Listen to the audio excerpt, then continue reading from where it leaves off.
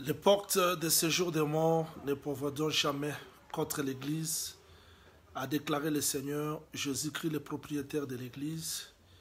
Ainsi, pour accomplir les déclarations que l'Éternel avait faites sur Abraham à la montagne de Morija pendant qu'il offrait son fils Isaac, il avait dit: parce que tu n'as pas refusé ton fils, la porte, ta postérité possédera la porte de ses ennemis. Et le frère de Rebecca ont répété la même chose: la postérité possédera les portes de ses ennemis. Et le Seigneur, le véritable propriétaire de l'Église, est venu récupérer ces paroles pour dire: les portes de séjour des morts ne provoqueront jamais contre l'Église. Sur ces paroles de consolation et d'exhortation que nous commençons notre direct ce soir, shalom à tous les saints qui nous suivent partout dans le monde, shalom à tous les bien-aimés que le Seigneur a donné la force, l'occasion, nous sommes encore là par la grâce du Seigneur. Oui, le samedi, un samedi consacré dans la présence du Seigneur, parce que nous croyons que vivre dans ce corps, nous demeurons loin du Seigneur, comme a dit le bien-aimé Paul. Nous nous efforçons de lui être agréable, quoique demeurera dans ce corps, bien que nous le quittons. Merci à tous nos bien-aimés, merci à bien-aimé Jadidier Dinganga, merci à maman Christine, merci à frère Shadrach, à sœur Cécile, à maman Élisée et Kazeba. Merci, vous êtes nombreux. Le fidèle ami, merci à la sœur Sylvie. Vous êtes nombreux et vous respectez les rendez-vous de tous les jours. Merci à mon bien-aimé Nico à partir de Londres. Je vous vois nombreux. Je veux que le Seigneur Jésus-Christ vous soit favorable. Merci à bien-aimé Shadrach. Merci à Sami Kapulumba. Merci. Que la paix du Seigneur vous soit accordée. Je sais que notre rendez-vous de chaque samedi est là pour la continuité de la mission de l'Église. La mission de l'Église, une mission que nous ne cessons chaque fois de rappeler. Merci à Pasteur Jaurès, merci à bien-aimé Milor, merci. Je sais que vous êtes nombreux. Merci à la sœur Sylvie Niapala, shalom. Vous êtes nombreux. La mission de l'Église, une charge, un fardeau. Oui, le Seigneur avait dit que son peuple ne sera jamais dans la confusion. Voilà pourquoi, dans de pareils moments, dans des temps pareils, il fait que nous réfléchissons ensemble sur la mission qui nous a été donnée, sachant que nous sommes pèlerins, voyageurs sur la terre. Dans chaque minute, dans chaque seconde que le Seigneur nous donne, nous devons réfléchir si nous sommes dans sa volonté ou pas. Merci à la famille Moukwa qui me suit chaque samedi, dimanche. Je veux que la grâce du Seigneur vous soit accordée. Et vous n'avez pas oublié les programmes de jeûne de chaque samedi, bien qu'on ne l'a pas rappelé aujourd'hui, mais je sais que chaque samedi, nous sommes dans la présence du Seigneur. C'est un programme sacré que vous êtes dans l'obligation et nous sommes dans l'obligation de conserver cela pour que la gloire du Seigneur s'y rabonde. Merci à ma petite sœur Françoise Ngaloula. Merci à bien-aimé Prince. Merci à bien-aimé Louis-Claude. Je sais que vous êtes nombreux. Merci pour vos shalom. Nous sommes dans la continuité. Aujourd'hui, nous sommes dans 30e direct sur la mission de l'Église. Nous ne cessons de recevoir les témoignages chaque semaine que le Seigneur fait, comme nous avons reçu les témoignages d'une sœur qui habite Paris. Le Seigneur a ouvert les portes d'un marché qu'elle avait perdu. Je veux que le Seigneur bénisse, que le Seigneur réalise encore les désirs de ton cœur, ma sœur, toi qui me suis. Je veux que Dieu réalise les désirs de ton cœur. Nous avons des témoignages qui viennent par-ci, par-là. Je ne saurais lire tous les témoignages aujourd'hui parce qu'aujourd'hui, 30 minutes de la prédication, 30 minutes de l'enseignement et de la prière. Qu'est-ce que nous voulons faire? Ici, j'exhorte aux bien-aimés qui ont des problèmes, des difficultés. Écoutez, les bien-aimés, Pierre avait dit, ce que j'ai, je te le donne. Au nom de Jésus-Christ, lève-toi et marche. C'est paralytique, au temps de Jésus, il était là, mais Jésus ne l'a pas guéri. Il n'a pas guéri parce que si Jésus guérissait tous les paralytiques, je crois que frère Pierre ne pouvait rien faire et les autres ne pouvaient rien faire. C'est-à-dire que Jésus-Christ a fait que les autres paralytiques restent pour que quand Pierre passera, Paul passera, que les autres travaillent aussi sur eux. À travers ce direct, je veux que tu sois les paralytiques. Je crois aux serviteurs de Dieu qui nous ont prêché, qui ont prié pour nous. Mais si ton cas persiste, je veux que tu sois les paralytiques que Dieu a laissé pour que par mon passage, que tu reçoives quelque chose. Le direct d'aujourd'hui, c'est un direct de la foi, de l'augmentation de la foi. Nous voulons expérimenter Dieu tant que nous vivons sur la terre, parce que Dieu lui-même avait dit à Élie, si quelqu'un échappe à l'épée d'Élie, il sera frappé par l'épée d'Élisée. S'il échappe à l'épée d'Élisée, l'épée de Jaël, c'est-à-dire que si un message, si la prière d'un homme de Dieu n'a rien fait sur ta vie, je crois que tu es un paralytique que le Seigneur a laissé pour que par notre passage, que Dieu fasse quelque chose dans votre vie. Aujourd'hui, nous sommes toujours dans la mission de l'Église. Nous sommes dans la mission de l'Église. Nous prenons le livre de Néhémie chapitre 1er. Je suis dans Néhémie chapitre 1er, je lis à partir de verset 2 et je vais descendre. Pour ceux qui ont des textes bibliques, vous pouvez vérifier. Aujourd'hui, je vais lire jusqu'à 9e verset. Malheureusement, je ne saurais tout lire. Néhémie chapitre 1er, je commence la lecture à partir du 2e verset. Shalom bien-aimés en tout. Shalom à tous les saints. Merci. Anani, un de mes frères et quelques hommes arrivèrent de Juda. Je les questionnais au sujet des Juifs réchappés qui étaient restés de la captivité et au sujet de Jérusalem. Il me répondit, ceux qui sont restés de la captivité sont là, dans la province, au comble du malheur et de l'opprobre. Les murailles de Jérusalem sont en ruine et ses portes sont consumées par le feu. Lorsque j'entendis ces choses, je m'assis, je pleurais, je fus plusieurs jours dans la désolation, je jeûnais et je priais devant Dieu des cieux. Et je dis, ô éternel Dieu des cieux, Dieu grand et redoutable, toi qui gardes ton alliance et qui fais miséricorde à ceux qui t'aiment et qui observent tes commandements. Que ton oreille soit attentive et que tes yeux soient ouverts. Écoute la prière que ton serviteur t'adresse en ces moments, jour et nuit, pour tes serviteurs les enfants d'Israël, en confessant les péchés des enfants d'Israël non péchés. Contre toi, car moi et la maison de mon Père, nous avons péché. Je veux que le Seigneur ajoute l'explication à la lecture de sa parole. Pour ceux qui me suivent, ce verset biblique, c'est une réflexion. Comment Israël se trouve sur son territoire alors que Dieu les a délivrés des ennemis. Le psalmiste a chanté que tu es allé en Égypte arracher une vigne. Tu as chassé les nations de Vadel. Tu as planté cette vigne dans une terre fertile. Qu'est-ce qui a fait qu'Israël, bien que Dakana, devienne l'esclave? Bien que Dakana, bien qu'il y a les temples, le faud, les sacrificateurs, les sacerdoces, et il y a l'enseignement véritable. Mais qu'est-ce qui a fait qu'Israël, étant Dakana, puisse perdre les territoires et devenir esclave quelque part? Je voulais commencer la mission de l'Église en rappelant les bien-aimés sur cette réflexion. On peut être le peuple de Dieu, nous avons l'enseignement, la grâce, des capacités, mais cela ne suffit pas. Israël a été mené captif sur son propre territoire.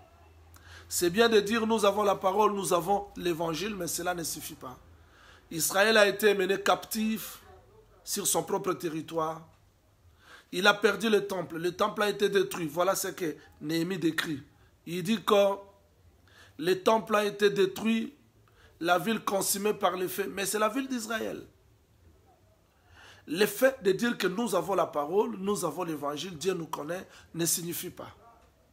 Ne suffit pas, je voulais dire, et ne signifie pas que tout est bon. Non. Dieu marche avec des principes.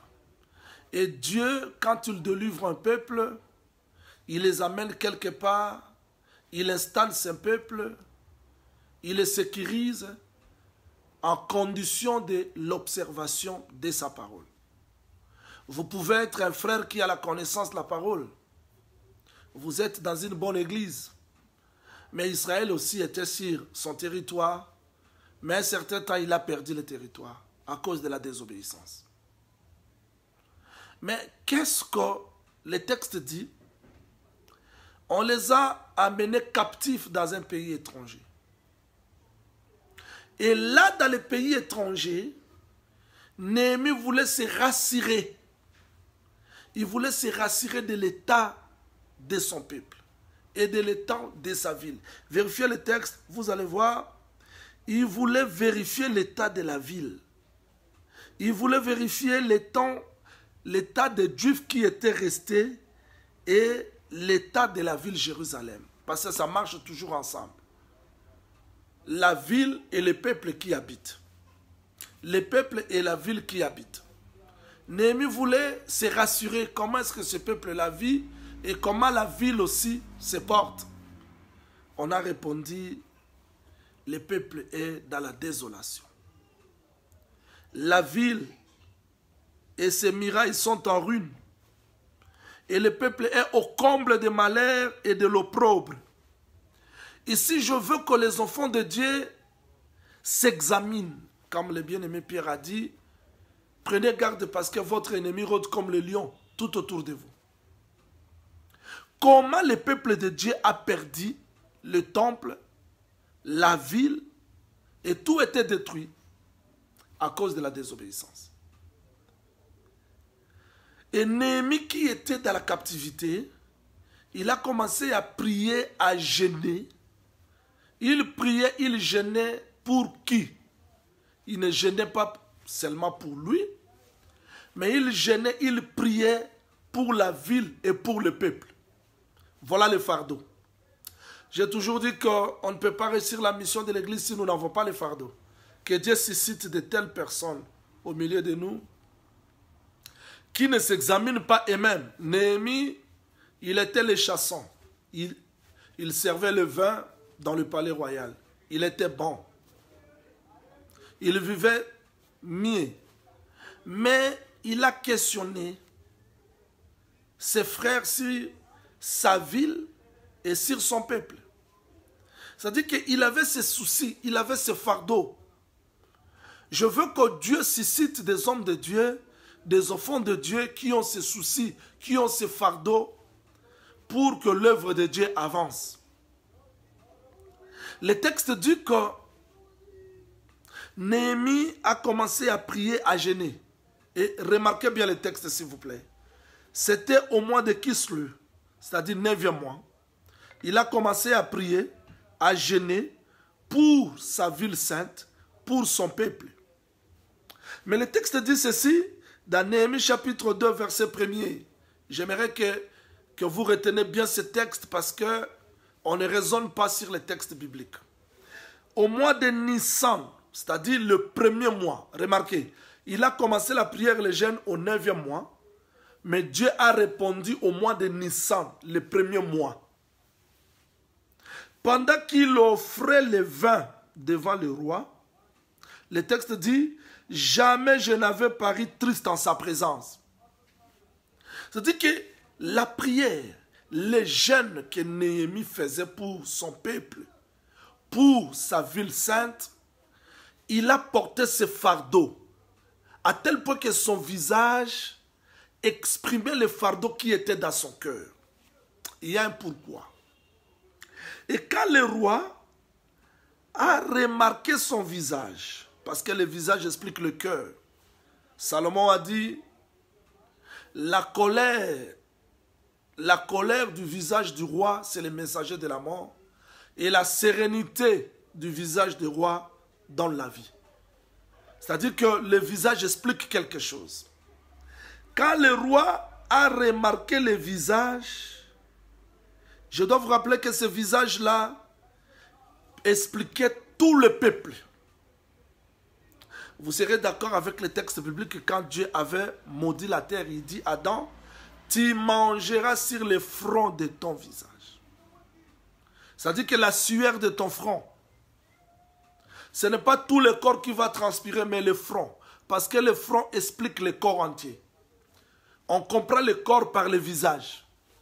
Souvenez-vous de Christ à Gethsemane, pendant qu'il priait, la sueur tomba sur son front parce que le corps entier devait manger, bénéficier de la liberté qui a été exprimée par le visage. Maintenant, un homme, par son visage, le roi, a vu tout un peuple. Par la tristesse de son visage. Parce qu'il jeûnait, il priait. Je veux dire que Néhémie portait le fardeau de tout un peuple. Et son visage était l'explication de tous ces fardeaux. Quand le roi a remarqué le visage, lis bien le texte. Il a pris le vin qui réjouit le cœur de l'homme. Il a pris le vin, mais il ne pouvait pas jeter le vin, rejeter le vin à cause du visage. Il a accepté le vin que Néhémie donna, parce qu'il a accepté le vin, il doit aussi prendre compte du visage de Néhémie. C'est alors que Néhémie explique le pourquoi de son visage. Il dit, pourquoi je serai dans la joie? Parce que la ville où sont les sépulcres de mes pères est détruite et que ses portes sont consumées par le feu. C'est-à-dire que Néhémie, par son visage, il représentait tout un peuple. Et c'était au mois de Nissan qu'il présenta le vin. Je vous ai toujours dit, on ne réfléchit pas sur les Écritures, on ne raisonne pas sur les Écritures. Néhémie offrait plusieurs fois le vin, mais le vin d'un seul jour a attiré les regards du roi pour considérer son visage. Alors que le visage de Néhémie représentait tout un peuple qui était derrière lui. Parce que Néhémie n'intercédait pas pour lui-même, mais il intercédait pour la ville et pour le peuple qui est détruit. Je dois vous dire avec exactitude que ce que Néhémie faisait, c'était une mission. Il n'était que l'ombre. Vous savez, quand Dieu a créé l'homme, il a préparé tout d'abord le jardin, la ville. Il est allé placer Adam dans cette ville. C'est-à-dire que tel est l'état d'Adam, tel est l'état du jardin. Et parce que Adam n'a pas écouté la voix de Dieu, à cause de la désobéissance d'Adam, Dieu l'a chassé. Vous voyez, quand Adam quitte Éden, Éden est abandonné. C'est-à-dire, il a fallu qu'un travail soit fait pour l'homme et pour la ville qu'il a perdue. Pour l'homme et pour sa ville, sa demeure. Voilà pourquoi je vais vous dire avec exactitude et avec précision que Néhémie n'était qu'un homme. Il ne pouvait pas porter le visage de tout un peuple ou le fardeau de tout un peuple parce que lui aussi était pécheur. Mais qui est ce Néhémie qui devait offrir le vin alors que le vin réjouit le cœur de l'homme pour qu'à travers ce vin, son visage soit exaucé, parce que ce visage-là, c'était toute une prière. Pour que son visage, sa prière soit exaucée, et s'il vous plaît, au mois de Nissan, le premier mois de l'année, afin que la ville et les hommes soient restaurés. Ces choses n'étaient que de l'ombre. Mais je vis un homme, le Seigneur Jésus-Christ, avant d'aller mourir à la croix de Golgotha, il a chanté les cantiques avec ses disciples. Et il prend le vin. Il l'a offert. Il dit, ce vin ici, c'est mon sang. Voilà, il interprète. Parce que le sang des animaux, depuis que l'homme a été abandonné dans le jardin d'Éden, le jardin d'Éden aussi était abandonné, il n'y avait personne qui pouvait porter ce fardeau-là devant le Dieu. Mais Jésus-Christ, il a témoigné sa tristesse. Il dit, mon cœur est triste. Parce que c'était le temps où il devait porter les fardeaux de tout un peuple. Représenter ça devant Dieu, mais avec aussi le vin. Parce que le véritable vin, c'est le sang qu'il a donné. Et ce sang-là, c'est diffère des sangs des animaux, des bêtes, des boucs. Tu n'as voulu ni offrande ni sacrifice, mais tu m'as formé un corps. C'est-à-dire que Jésus-Christ, c'est lui le vrai Néhémie qui a apporté son sang. Et ce sang a réjoui le cœur de Dieu, mais avec les cris de larmes dans le visage. Le visage là, ce n'était pas son visage, mais c'était le fardeau de tout un peuple qu'il présentait. C'est ça, nous avons compris que le vrai Néhémie, c'est le Seigneur Jésus-Christ. Bien qu'il était dans les ciels, bien que lui il n'avait pas de problème, mais il a porté le fardeau pour son peuple. Et il s'est donné à la croix de Golgotha. Et le texte dit au mois de Nissan, parce que le mois de Nissan, c'est le premier mois. Dieu est allé délivrer Israël au mois de Nissan. Et Israël est entré dans Canaan au mois de Nissan. C'est-à-dire que le mois de Nissan, le premier mois, c'était le mois de la révélation, c'était le mois de la rédemption. Parce qu'il a fallu que Dieu récupère son peuple dans l'esclavagisme, dans le corps d'un homme. Et hier, si il était un Naomi, Néhémie, je vous l'ai dit, aujourd'hui, il n'y a plus un Néhémie physique, mais vous avez le véritable Néhémie, le Seigneur Jésus-Christ, qui s'est chargé. Je dois vous dire ce qui est vrai. Quel que soit votre état, quelles que soient les choses qui ne marchent pas dans votre vie, il y a un homme qui a intercédé et qui a présenté l'offrande pour ta vie. Là, je dois vous rassurer, bien que je reçois les témoignages, je reçois les sujets de prière. Je vais vous demander quand je demanderai les sujets de prière de me l'envoyer. Comme ça, nous allons prier. Parce qu'aujourd'hui, nous devons prier dans la face du Seigneur. Voilà ce que Néhémie a fait. Mais curieusement, Néhémie reçoit les lettres pour aller couper le bois afin de reconstruire la ville. Parce que nous sommes le bois que le vrai Néhémie, après avoir été accepté à la croix, devait faire les épîtres. Parce que les épîtres, ce sont des lettres d'autorisation où les lecteurs doivent lire. Parce que c'est ce que je fais maintenant, je fais la lecture de l'épître pour que le bois soit coupé afin que la ville soit répartie. Et je crois que ce soit, quelle que soit la forêt où tu te trouves, parce que Salomon t'a connu, parce que Salomon, quand il a envoyé le coupeur de bois, il n'a pas dit allez couper n'importe quel bois. Il a précisé le nom de bois. Il a dit coupez-moi les bois de sandal, coupez les bois de cyprès, coupez les bois de cèdre. C'est-à-dire que quand les coupeurs de bois partaient, ils avaient la lettre que Salomon avait rédigée. S'ils voient les bois noirs, ils sautent. L'ifaki, ils sautent. S'ils voient les bois de cèdre, ils coupent. S'ils voient quoi? Cyprès, ils coupent. Les sandales, ils coupent parce que c'est que Salomon a connu d'avance, ils seront coupés. Et nous avons les lettres, les épîtres, l'évangile. Nous partons aujourd'hui dans le monde, dans des forêts, pour couper les bois. Et si tu es coupé, c'est que Dieu t'a connu d'avance. Parce que les autres peuvent attendre cet évangile, ils ne croiront jamais. Mais tu es coupé parce que c'est que Dieu a connu d'avance. Il doit les appeler pour former une maison, un sacerdoce royal. C'est-à-dire, si nous souffrons, si les choses ne marchent pas aujourd'hui, je suis venu vous dire ce soir qu'un homme a présenté l'offrande pour ta vie. Un homme a présenté l'offrande, il a intercédé pour que tu retrouves ton identité, pour que tu retrouves ce que tu avais perdu. L'homme avait perdu les droits de la cité, l'homme avait perdu la ville, l'homme avait perdu sa liberté. Et c'est ce que Christ est venu accomplir à la croix de Golgotha. C'est-à-dire qu'il a payé pour que nous retrouvions notre ville, pour que nous retrouvions la liberté qu'on avait perdue. Tu n'es plus esclave. Tu es libre parce que le vrai Néhémie a présenté l'offrande pour que tu sois libre. Voilà, j'aime beaucoup, j'aime la Bible. J'aime la Bible parce que la Bible a commencé par un jardin formé où l'homme était placé.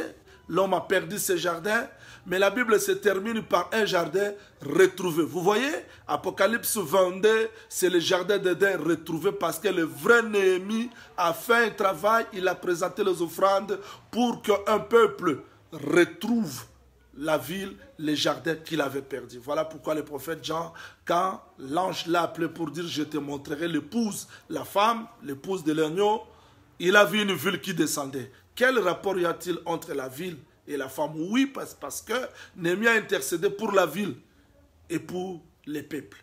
Et Jésus-Christ dit, je suis allé vous préparer une place. C'est-à-dire, en réalité, il faut que cette place-là soit préparée par le ministère afin que l'homme retrouve la liberté. Je suis venu te dire aujourd'hui, comme bien-aimé Paul, il avait dit aux Corinthiens, si cette tente où nous habitons est détruite, nous avons un édifice au ciel que Dieu a construit. Je vais te dire ce qui est vrai. Tu vas porter le corps de gloire et le corps de gloire n'aura jamais la souffrance. Ça, c'est la tente, la maison que nous attendons que Christ est venu restaurer. Mais suivez, Christ a accompli l'œuvre. Il a payé le prix.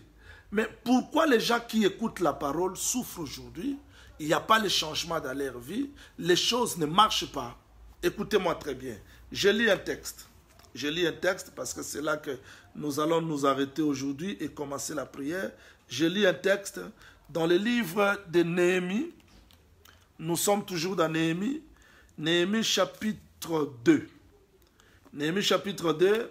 Je bénis beaucoup le frère Jean Dinganga parce qu'il fait un travail énorme.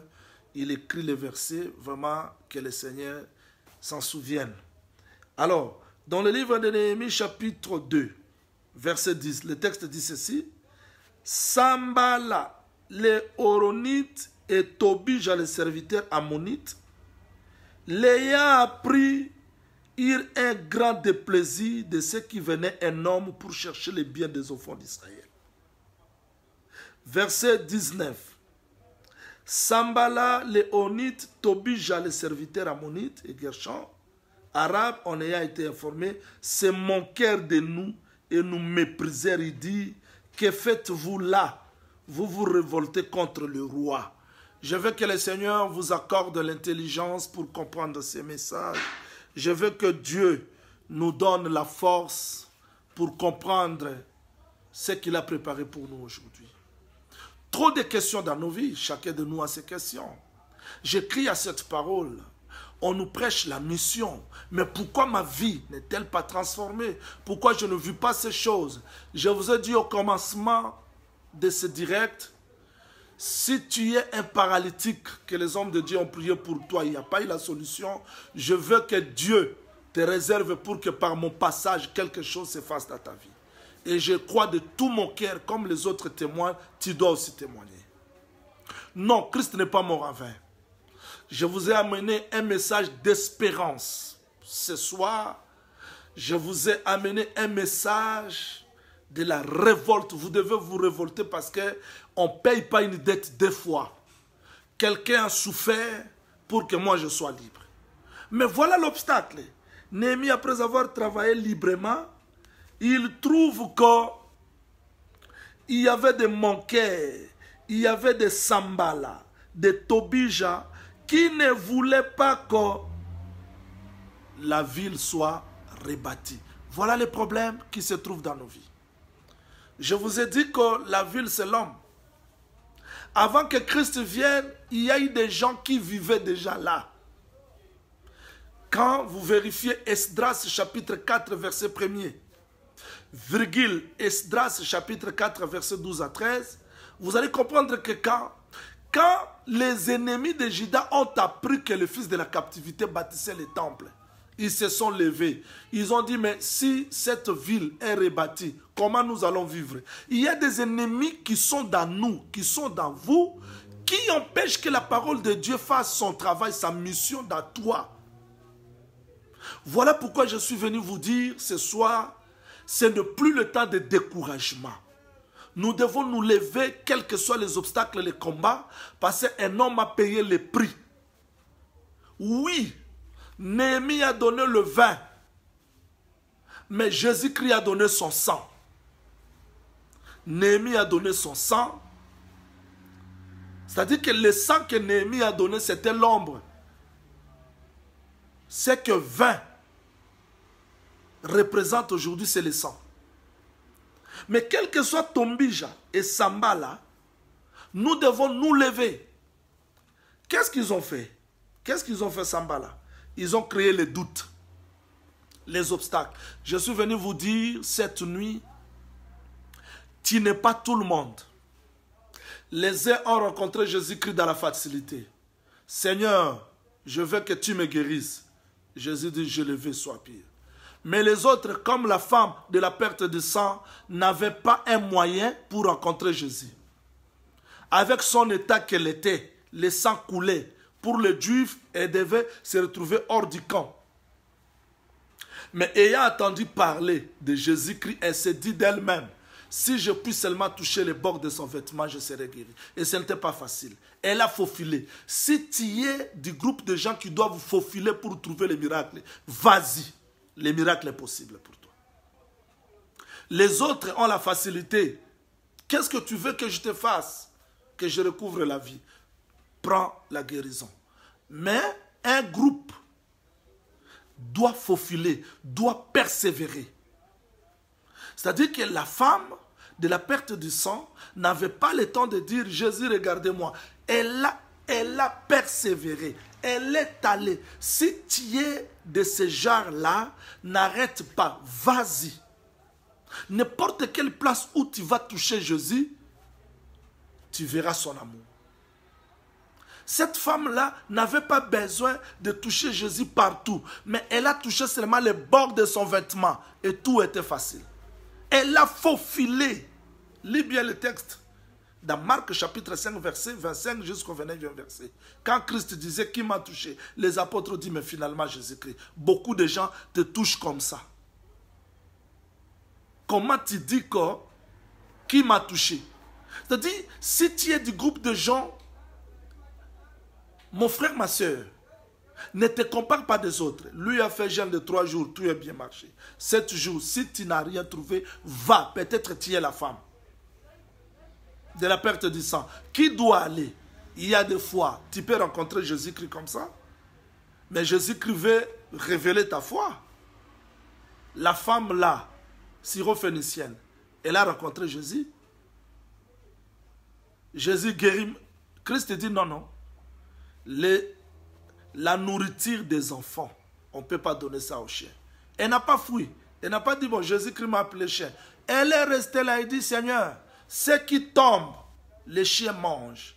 Et Jésus dit, ta foi t'a sauvé. Si tu es du genre, du groupe de gens qui doivent persévérer pour voir Jésus, vas-y, ne te décourage pas. Ne te donne pas de raisons. Écoutez, bon, si Dieu connaissait, parce que cette femme-là de la perte de sang pouvait dire aussi comme ça, bon, je voulais toucher Jésus, mais j'ai vu la foule, je rentre. On n'a pas besoin de ça. On n'attend pas demain. Aujourd'hui, j'ai besoin de m'agenouiller. Je dis que Jésus-Christ, j'ai besoin de te toucher. Je ne te donne pas trop d'excuses parce qu'on n'a pas... Bon, Dieu connaissait que ça... Non, non. Il a payé le prix pour moi. Ce n'est pas pour autre personne. Je dois m'approcher de lui avec foi. Quel que soit le Tobija, quel que soit le Sambala, la ville doit être rebâtie. Et cette ville, c'est toi. Tu dois être rebâti. C'est ça la mission de l'Église. Jésus-Christ n'est pas mort en vain. Il n'est pas mort en vain. Il n'a pas versé son sang en vain. Quelqu'un peut me poser la question, mon Sakolo, pourquoi tu insistes? J'insiste parce que nous devons être libres, délivrés pour être au service de Dieu contre les ennemis. Tu sais, qu'est-ce que frère David a fait? David n'avait rien à main, comme l'épée, comme la lance. Goliath avait son épée. Et l'épée de Goliath faisait trembler les enfants d'Israël. Mais David est venu, il a terrassé Goliath. Il a pris la même épée de Goliath pour couper Goliath la tête. Et quand il voulait fuir Saül, il a pris la même épée pour vaincre. Tu étais l'instrument entre les mains du diable. Mais quand Christ a vaincu à la croix de Golgotha, il t'a récupéré. Autrefois l'instrument entre les mains du diable, mais aujourd'hui l'instrument entre les mains de Dieu pour terrasser le diable. Et c'est avec toi, un homme libre, que Christ va accomplir la mission. Nous ne sommes pas n'importe qui, tu n'es pas n'importe qui. Tu es celui que Christ a délivré pour que par toi, sa mission soit accomplie dans le monde. Et c'est ce que frère Paul dit, nous portons dans ces vases de terre les trésors. Oui, tu as les trésors, même si tu ne vois rien. Il faut avancer parce que Néhémie a payé le prix. Quel que soit les Tobija, quel que soit les Sambala, n'écoute pas le découragement. Parce que ce qui empêche les gens d'expérimenter Dieu aujourd'hui, c'est le découragement, les doutes, le désespoir. Ce sont des ennemis. Les ennemis qui nous empêchent de comprendre la grande œuvre que Christ a accomplie à la croix de Golgotha pour nous.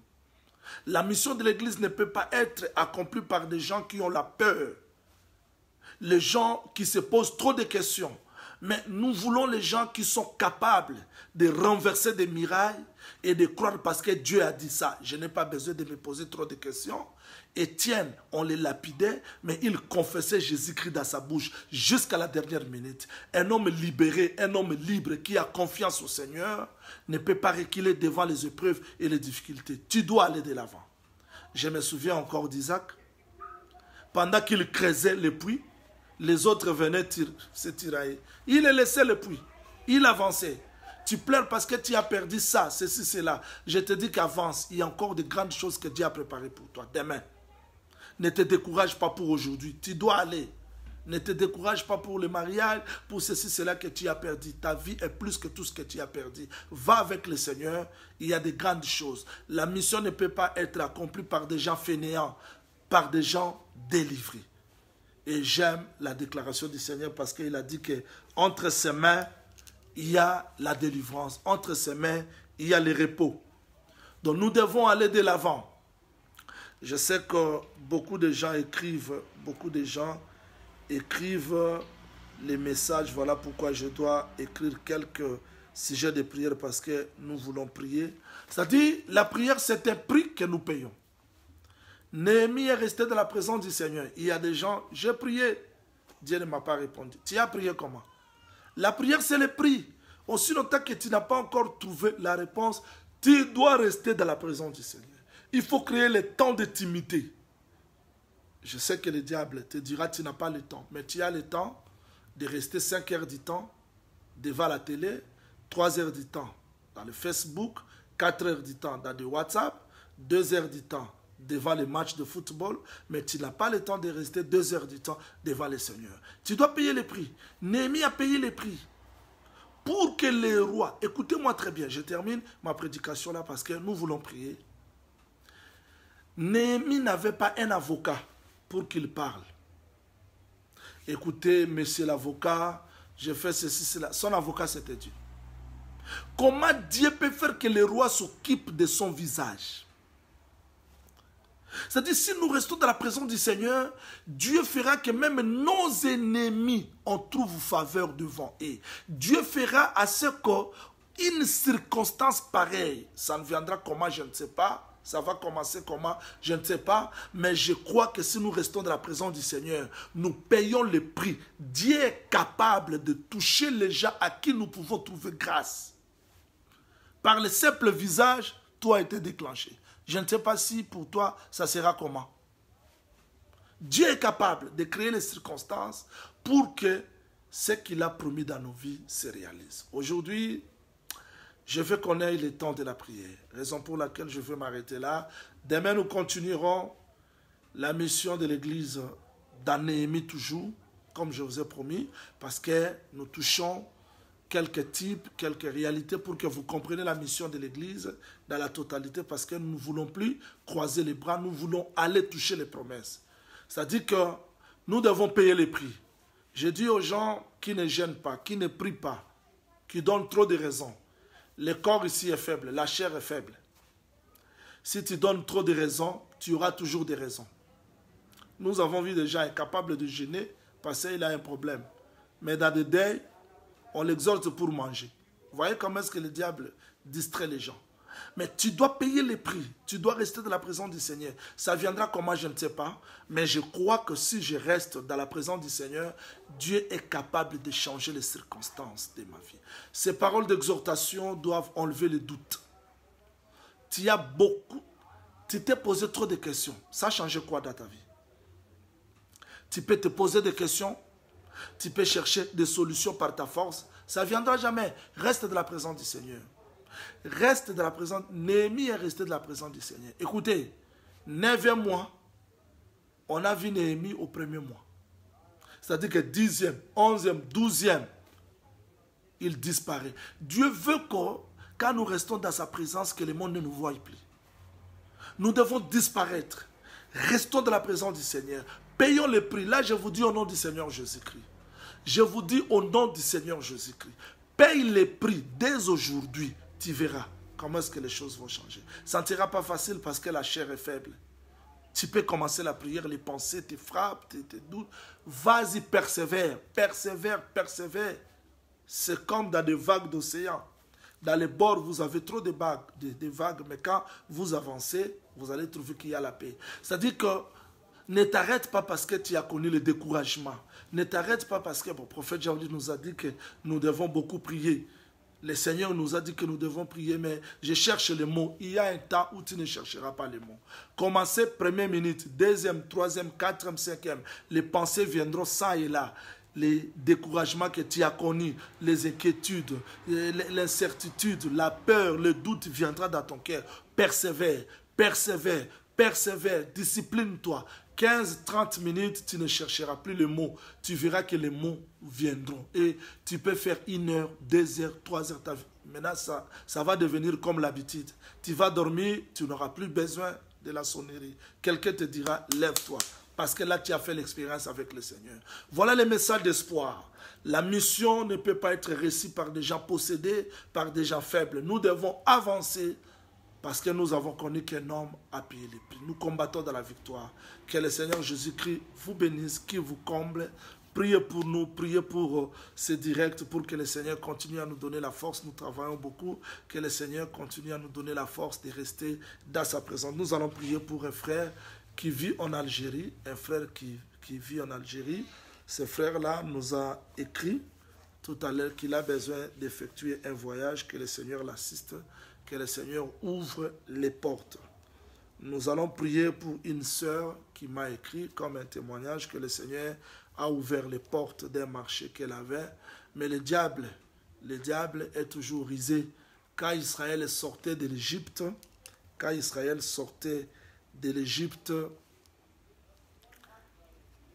c'était à ce temps-là que Pharaon s'est arrangé pour le faire retourner. Dieu peut ouvrir la porte, le diable viendra toujours pour fermer. Nous allons prier pour que Dieu, qui a ouvert cette porte, continue à faire de grandes choses dans la vie de notre sœur. Nous prions pour un frère qui vit en Algérie. Il a besoin que le Seigneur l'assiste au nom du Seigneur Jésus-Christ. Prions. Seigneur Jésus-Christ, je prie pour mon frère qui vit en Algérie. Il a besoin du voyage. Je veux que tu ouvres les portes et qu'il voyage dans la paix. Que ta volonté s'accomplisse dans la vie de notre frère au nom du Seigneur Jésus-Christ. Je chasse les obstacles, les combats qui peuvent venir empêcher ce voyage. Que ce frère vive ta grâce, ta miséricorde au nom du Seigneur Jésus-Christ. Je prie pour notre sœur qui est à Paris. Mon Dieu, mon roi, tu as ouvert les portes devant cette sœur, le marché qu'elle avait perdu autrefois, qui avait connu des contretemps. Je veux que tu interviennes, Seigneur. Quand tu commences une œuvre, tu l'achèves. Je détruis toute puissance de l'ennemi. Je détruis tout obstacle qui peut venir combattre encore le projet de cette sœur, la vie de cette sœur. Au nom du Seigneur Jésus-Christ. Au nom du Seigneur Jésus-Christ. Au nom du Seigneur Jésus-Christ. Seigneur, donne gloire à ton nom. Nous voulons que cette sœur retrouve la santé, retrouve tout ce qu'elle a perdu parce que toi, tu es capable de faire tout. Au nom du Seigneur Jésus-Christ. Je prie pour ma sœur qui est en France. Cette sœur est veuve. Elle avait perdu son mari, mais elle connaît des attaques. Les enfants connaissent les attaques dans la nuit. Ils rêvent plus, les papas. Seigneur Jésus-Christ, il est écrit dans la parole que toi, tu es capable de faire au-delà de ce que nous te demandons. Parce que cette sœur a cru que nous sommes tes serviteurs. Elle a cru que ce que nous prêchons vient de toi. Elle a cru que cette parole est la véritable. Jésus-Christ, donne gloire à ton nom. Je me souviens d'Élie avant de t'invoquer, l'autel a été restauré. Seigneur, l'autel a été restauré. Nous avons prêché que toi seul, Jésus-Christ. C'est toi seul, Jésus-Christ, que nous avons prêché et que cette sœur a crié. Seigneur, à part toi, on n'a pas montré une autre divinité. Nous avons montré toi, le seul Jésus-Christ, que cette sœur a crié et sa famille. Fais quelque chose dans la vie de cette sœur. Je menace l'esprit des morts. Je menace tous ceux qui ne confesse pas ton nom. Seigneur, donne gloire à ton nom. Je veux que cette sœur retrouve la paix, la liberté et ses enfants. Au nom du Seigneur Jésus-Christ, tous les démons de visitation du ténèbre qui viennent combattre la vie de ses enfants dans la nuit, Seigneur, qu'ils soient épargnés. Au nom du Seigneur Jésus-Christ, nous avons ainsi prié. Amen. Nous allons prier aussi pour un frère, Nous allons prier aussi pour les bien-aimés de Belgique qui m'écrivent ici, que Dieu les assiste parce qu'ils sont dans le commencement des livres. Seigneur Jésus-Christ, ouvre les portes que cette œuvre soit bénie, que cette œuvre qui commence bientôt, vive ta grâce et ta miséricorde. Nous voulons que tu suscites les serviteurs capables de vaincre l'adultère, la cupidité, l'orgueil, l'impudicité, l'orgueil de la chair, l'orgueil de la convoitise. Jésus-Christ, nous voulons que tu interviennes, que tu fasses de grandes choses dans la vie de cette église qui commence, dans la vie de mon bien-aimé qui a un problème de travail, de stabilité, au nom du Seigneur Jésus-Christ. Seigneur, je prie pour les sœurs qui vivent seules, qui ont besoin de la visitation du mariage. Accorde-les. Pour ceux qui ont des problèmes de la maternité, accorde-les. Pour ceux qui ont des problèmes de documents, accorde-les. Au nom du Seigneur Jésus-Christ. Je me souviens de nos bien-aimés, de Mouchinda qui ne prie pas jusqu'aujourd'hui. Touche les autorités, que cette église des saints de Mouchinda ouvre encore ses portes pour que les saints communient dans la paix. Seigneur, si nous demandons quelque chose selon ta volonté, tu peux nous l'accorder. Je prie pour le bien-aimé, fidèle à cette émission, assez direct depuis le début. Seigneur, il pouvait faire autre chose. Je pense aux familles qui me suivent entières. Je pense aux bien-aimés qui se donnent la peine d'écrire les versets bibliques. Je pense à tous les bien-aimés qui sont à Londres, Paris, Bruxelles, par-ci, par-là, éparpillés dans le monde, Seigneur, à cause de ton nom. À cause de ton nom Jésus-Christ, à cause de ton nom Père bien-aimé, à cause de ton nom Yoshua Mashiach Shaddai, à cause de ton nom le Dieu des esprits des prophètes, à cause de ton nom Dieu de toute gloire, nous voulons un réveil dans le cœur de ton peuple. Nous voulons que tu témoignes que tu es le seul vrai Dieu véritable qu'ils ont réussi dans ce monde. Jésus-Christ, fais quelque chose. Nous croyons que Seigneur, si tu es avec nous, tu feras ce que nous trouvons grâce même devant nos ennemis. Fais-nous grâce parce que nous avons vraiment besoin de ta grâce. Seigneur, je prie pour tes serviteurs dans le monde qui prêchent cet évangile, qu'ils soient soutenus par toi, les faibles, fortifie-les. Seigneur Dieu de toute gloire, toi tu es capable de stabiliser la vie de tes serviteurs. Témoigne cet évangile, Jésus-Christ, partout, donne gloire à ton nom. Jésus-Christ, nous voulons que les saints témoignent réellement que l'évangile qu'ils ont réussi vienne de toi. Père bien-aimé, nous prions pour les gens qui nous ont suivis aujourd'hui, que ta grâce accompagne tout et chaque aidé. Comme par hasard, quelqu'un qui passait, qui nous a vus, Seigneur, non pas à nous, mais à ton nom donne gloire. Jésus-Christ, nous croyons tout ce que tu nous fais, la gloire seule te sera rendue. Au nom de notre Seigneur Jésus-Christ, que cette nuit leur soit favorable. Dans le nom précieux de notre Seigneur Jésus-Christ, nous avons ainsi prié. Amen. Ok, nous sommes à la fin du direct d'aujourd'hui. Nous serons là demain. Demain, nous aurons beaucoup de temps de l'enseignement. Toujours la mission de l'Église. Partager, informer les saints, les autres. Là où il n'y a pas des assemblées des églises, que nous avons les rendez-vous de chaque samedi 21h heure de l'Afrique du Sud et dimanche 21h heure de l'Afrique du Sud. Nous sommes ensemble demain dans l'assemblée des saints de Cape Town, là où je suis. Demain à partir de 9h30 heure de l'Afrique du Sud, c'est-à-dire 8h30 heure de France, j'aurai un enseignement, la continuité des campements. La continuité des campements. Demain, nous allons toucher un campement très important, Refidim. Et ne manquez pas, soyez connectés demain. Partagez aussi pour les autres parce que nous devons nous efforcer pour que la mission atteigne tout le monde. D'ici là, portez-vous bien. Nous avons besoin de vos prières pour que le Seigneur nous donne la force de continuer de vous prêcher. Quand nous allons ouvrir nos bouches, que la grâce soit communiquée. D'ici là, portez-vous bien. Que la paix du Seigneur soit avec vous. Merci. Ciao.